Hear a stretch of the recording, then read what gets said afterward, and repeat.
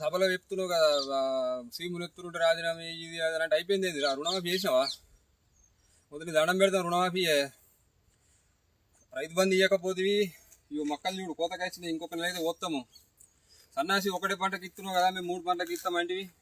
ఎకరానికి 15,000 అంటివి. నమ్మి మేము మరి ఇత్తడేమని చెప్పి నీ కోటి ఎత్తివి. రైతు బంధు ఎగ్గొడుతుంది, రుణమాఫీ ఎగ్గొడుతుంది. అడ్లకు బోనస్ 500 ఇస్తా అంటే 2 పంటలు అదివాయే. మాకు అప్పులు ఎమ్మడబడుతుర్రే. ఇప్పుడు దీనికి పొటాష్ వెళ్ళాలంటే 1800 అంటారు బత్తా. తెచ్చుకుందామంటే డబ్బులు లేవు, అప్పులేమో ఉడతలేవు బయట. నువ్వు ఇస్తావేమో అని ఆశకు అందరికి ఇస్తాం, ఆగస్టు 15 వరకు ఇస్తామని చెప్తే కొత్త ఎగ్గొట్టకుండా అజ్జయ్యు మాకు. ఎందుకంటే ఊళ్ళలో పోరాళ్ళు ఏమంటారు అంటే ఏదైనా అబద్ధాలు ఆడితే నువ్వు మనిషి వారు రేవంత్ రెడ్డి అంటారు. మాకు తెలంగాణలో అంటే సత్యవంతులని పేరు ఉన్నది. నువ్వు గిట్ల పూటకు మాట మాట్లాడి గిట్ల అయ్యేవాడివి. ఇవాళ రేపు పూటకు దిక్కులేని అసంటోళ్ళు మాట మీద నిలబడుతురు. నువ్వు ఒక సీఎం అయి ఉండి ఈ మాటలు ఎందుకు? అయితేనేమో కాదంటే ఇప్పుడు రైతు బంధు ఆపి రుణమాఫీ చేసిన మళ్ళీ వచ్చే టర్మ్లో ఆ రైతు బంధు ఆపి మీకు ఇస్తావి ఒక 2 నెలలు ఆగురని చెప్పి పట్టానే ఆగుతాం.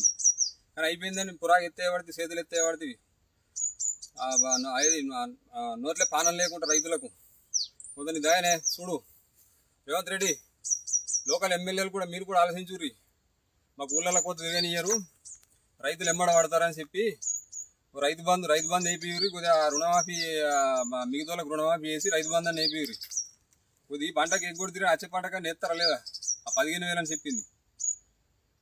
ఎమ్మెల్యేలు మీరు కూడా ఆలోచించుకోర్రి. ఆ ఊళ్ళలో తిరగకుండా అవుతారు. అందరికి నమస్తే.